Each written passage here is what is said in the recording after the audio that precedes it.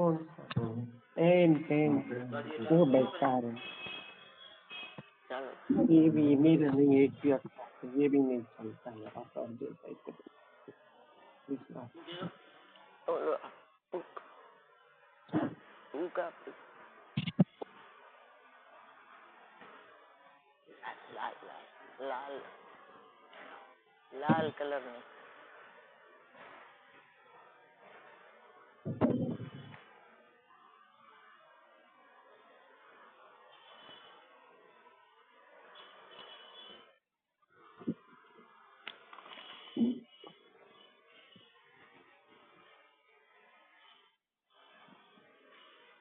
અહીંયા રાખ ને દર્શન, એ અહીંયા રાખ.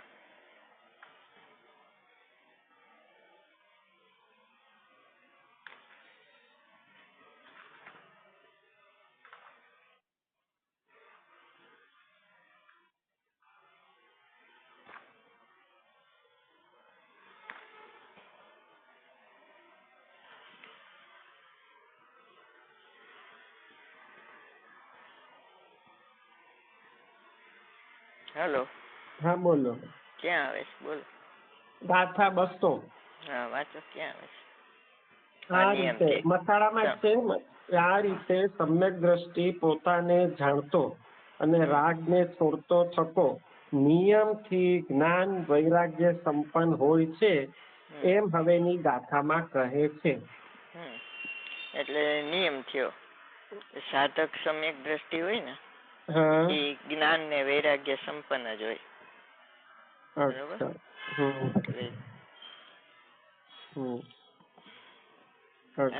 આના માટે બેનશ્રી નો બોલે છે કે જ્ઞાન છે ને અને જ્ઞાન બધું જાણે છે અને વૈરાગ્ય છે ને એને બીજામાં ભળવા નથી દેતો, એવો કઈક બોલ છે એનો જ્ઞાન વૈરાગ્ય માટે.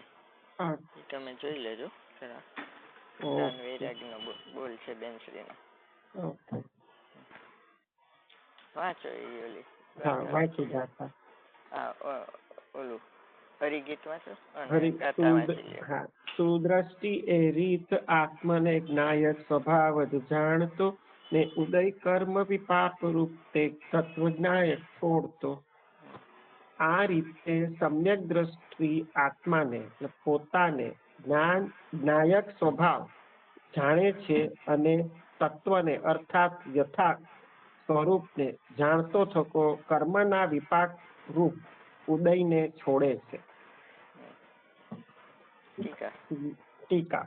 આ રીતે સમ્યક દ્રષ્ટિ સામાન્યપણે અને વિશેષપણે પરભાવ સ્વરૂપ સર્વ ભાવોથી વિવેક એટલે ભેદ જ્ઞાન ભિન્નતા કરીને સંકોચકીર્ણ એક નાયક ભાવ જેનો સ્વભાવ છે એવું જે આત્માનું તત્વ તેને સારી રીતે જાણે છે અને એ રીતે તત્વને જાણતો સ્વભાવના ગ્રહણ અને પરભાવના ત્યાગથી નિપજવા યોગ્ય પોતાના વસ્તુત્વને વિસ્તારતો પ્રસિદ્ધ કરતો કર્મના ઉદયના વિપાકથી ઉત્પન્ન થયેલા સમસ્ત ભાવોને છોડે છે. તેથી તે સમ્યક દ્રષ્ટિ નિયમથી જ્ઞાન વૈરાગ્ય સંપન્ન હોય છે એમ સિદ્ધ થયું. ભાવાર્થ. જ્યારે પોતાને તો જ્ઞાયક સ્વભાવ સુખમય જાણે અને કર્મના ઉદયથી થયેલા ભાવોને આકુરતા રૂપ દુઃખમય જાણે ત્યારે જ્ઞાન રૂપ રહેવું અને પરભાવોથી વિતરાગતા એ બંને અવશ્ય હોય જ છે. આ વાત પ્રગટ અનુભવ ગોચર છે. એ જ્ઞાન વૈરાગ્ય સમ્યક દ્રષ્ટિનું ચિહ્ન છે. વિતરાગતા ન હોય, વિરાગતા હોય. વિતરાગતા છે ને સર્વજ્ઞાન વિરાગતા હોય એમાં. એટલે જ્ઞાન વૈરાગ્ય એટલે આમાં જ્ઞાન વૈરાગ માટે ઓલા બે દ્રષ્ટાંત આપે છે ને કે ઓલા વિષ ખાય વૈદ તો પણ એ મરતો નથી એટલે એને જ્ઞાન છે એટલે એ મરતો નથી. અને વૈરાગ માટે એમ કે ઓલું નશીલો પદાર્થ આપે પણ રુચિ ન હોય તો એને નશો નથી.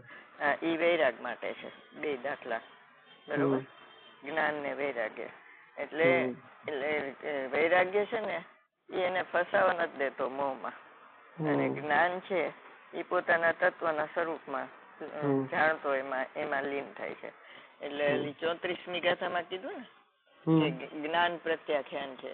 એટલે રાગનો ત્યાગ કરવો એ નામ માત્ર છે. કારણ કે આત્માના દ્રવ્ય ગુણ પર્યાયમાં ક્યાંય રાગ તો છે નહીં, બરોબર. અને એમાં લીન થયો તો રાગ ઉત્પન્ન ન થયો, તો એમ કીધું કે રાગનો ત્યાગ એમ. તો આ નિર્જરાધિકારમાં આખું આ જ્ઞાન વૈરાગ ઉપર જ આખું છે. સમ્યક દ્રષ્ટિનું લક્ષણ છે ને જ્ઞાન વૈરાગ વાળું છે. એટલે નિયમથી એને આત્માનું જ્ઞાન છે એટલે એને વૈરાગ્ય હોય જ છે એમ. આ નિયમ થયો સમ્યક દ્રષ્ટિ. જ્ઞાન વૈરાગ્યથી આખો સાધક માર્ગ એ પૂરો કરે છે. એટલે જ્ઞાન પૂર્ણ થતા સર્વજ્ઞ થાય છે અને વૈરાગ્ય પૂર્ણ થતા વિતરાગ થાય છે. બરોબર. નિયમ થયો. હા, એ નિયમ થયો. જ્ઞાન પૂર્ણ થતા સર્વજ્ઞ થાય. સર્વજ્ઞ, બરોબર. અને વૈરાગ્ય પૂર્ણ થતા વિતરાગ થાય. એટલે સર્વજ્ઞ નું લક્ષણ છે ને કેવડીનું, સર્વજ્ઞ અને વિતરાગ. અને તીર્થંકર હોય તો એનું હિતોપદેશી હોય, પણ બધા કેવડીનું લક્ષણ શું? સર્વજ્ઞ ને વિતરાગતા. એટલે સાધક એનો અંશ છે ને, એટલે એમાં જ્ઞાન ને વૈરાગ્ય એનાથી પોતે પોતાના આત્માનું જ્ઞાન અને પરદ્રવ્યથી એનું વિતરાગતા હોય છે. પોતાનું સ્વરૂપ જોવે એટલે પરભાવમાં એનો ત્યાગથી નિપજવાનો પોતાનો વસ્તુત્વનો વિસ્તાર તો નથી, બરોબર. એ રીતે નિયમથી બરોબર. નિયમ એના પછીનું મેં 202 ગાથા લખ્યું. 202 ગાથામાં તો નથી, ઓલું હશે શ્લોક હશે કડક, એ જોયું તું. 202 માં જોયું.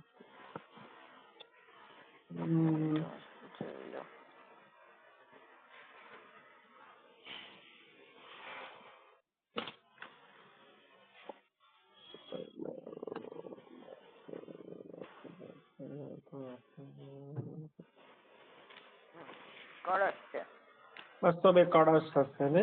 હા, વરાકા વાળો ગુરુદેવ વરાકા યાદ કરે છે ને વારંવાર. અચ્છા, વરાકા.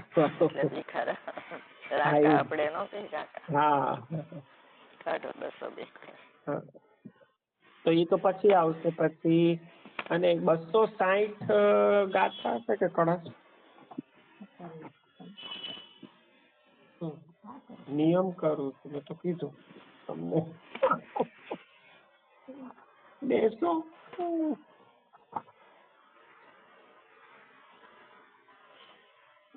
હા, 260 કયું હશે? 202 તો કળશ થયો, એ લઈ લઉં. હા, 202 કળશ. 202 કળશ. એક સેકન્ડ.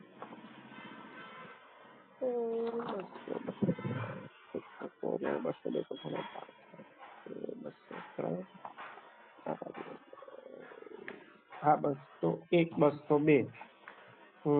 શ્લોકાર્થ.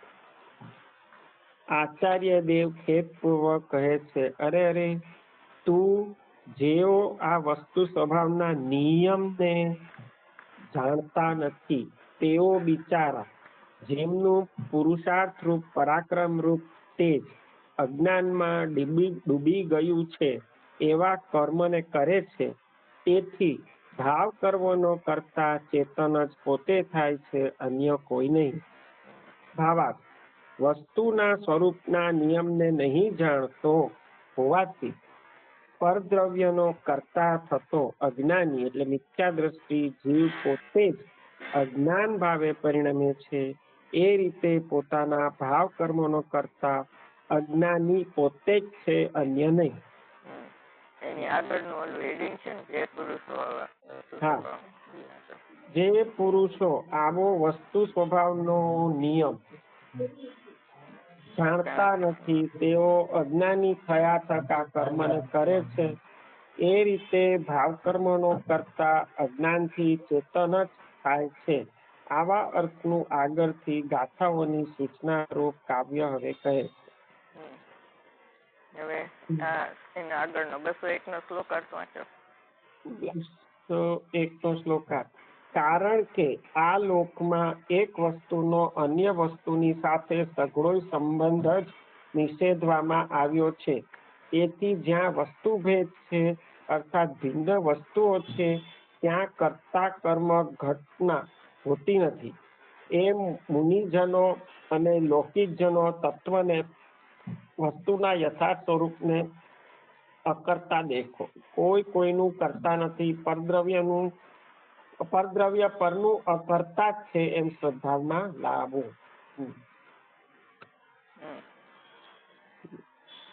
એટલે વસ્તુનો નિયમ શું થયો કે આ લોકમાં એક વસ્તુનો અન્ય વસ્તુ સાથે સઘળો સંબંધ નિષેધવામાં આવ્યો છે. આ વસ્તુનો નિયમ છે. આ લોકમાં એક વસ્તુનો અન્ય વસ્તુ સાથે સઘળો સંબંધ નિષેધવામાં જ આવ્યો છે. અન્ય વસ્તુ સાથે કેવો સંબંધ? સઘળો સંબંધ. સઘળો, હા, ઓકે. સઘળો સંબંધ નિષેધવામાં આવ્યો છે. જે 200 કળશમાં કીધું ને, સર્વ સંબંધો નાસ્તિ. એટલે કર્તા કર્મ સંબંધ નથી, નિમિત્ત નૈમિત્તિક સંબંધ નથી અને જ્ઞાતા જ્ઞેય સંબંધ નથી. બરોબર? તો અહીંયા કર્તા કર્મ સંબંધની વાત છે કે વસ્તુ ભેદ હોય અર્થાત ભિન્ન વસ્તુ હોય ત્યાં કર્તા કર્મની ઘટના હોતી નથી. એટલે કર્તા કર્મ શું કે દ્રવ્ય કર્મ છે એ કર્તા અને ભાવ કર્મ થયું એનું કર્મ. તો એમ નથી. બરોબર? ભાવ કર્મ એ પોતાનું અંતર્ગર્ભિત પર્યાય રૂપ પરિણમન શક્તિ એનું એટલે ક્ષણિક ઉપાદાન એના સત્કારકથી થયા છે. દ્રવ્ય કર્મ એને નથી કરાયું. બરોબર? એટલે આ વસ્તુનો નિયમ છે કે એક જ દ્રવ્યમાં વ્યાપક સંબંધ હોય, કર્તા કર્મ હોય. બે દ્રવ્ય વચ્ચે કર્તા કર્મ ન હોય. બરોબર? બીજું લખી નાખો. એટલે આવા જે પુરુષો આવા વસ્તુ સ્વભાવને નિયમને જાણતા નથી ને એ અજ્ઞાની થયા થકા કર્મને કરે છે. એ રીતે ભાવ કર્મનો કરતા અજ્ઞાની ચેતનથી જ થાય છે. બરોબર? એટલે નિયમ થયો ને. વસ્તુનો નિયમ શું હતો કે એક વસ્તુ અન્ય વસ્તુમાં કરતું નથી, સઘળો સંબંધ નિષેધવામાં આવ્યો. જે આ નિયમ જાણતા નથી એટલે અજ્ઞાની થયા થકા કર્મને કરે છે. એટલે એ રીતે ભાવ કર્મનો કરતા અજ્ઞાની ચેતન જ થાય છે, દ્રવ્ય કર્મ નહીં. બરોબર? કરતા અજ્ઞાની થાય છે. અરે રે, જેઓ વસ્તુ સ્વભાવના નિયમને જાણતા નથી તેઓ બિચારા જેમનું પુરુષાર્થ રૂપ પરાક્રમ તે જ અજ્ઞાનમાં ડૂબી ગયું છે એવા કર્મને કરે છે. તેથી ભાવ કર્મનો કરતા ચેતન પોતે જ થાય છે, અન્ય કોઈ નહીં. એટલે દ્રવ્ય કર્મ નહીં. બરોબર? અન્ય કોઈ નહીં. એટલે દ્રવ્ય કર્મ એનું નથી. અને જે માને છે ને દ્રવ્ય કર્મ કરે છે એ પુરુષાર્થ રૂપ પરાક્રમ એનું તે જ અજ્ઞાનમાં ડૂબી ગયું છે. હવે પોતે ભૂલ કરી હોય તો બેન અવાજ બહુ કપાવા લાગ્યો છે. એક પાછો ફોન કરું.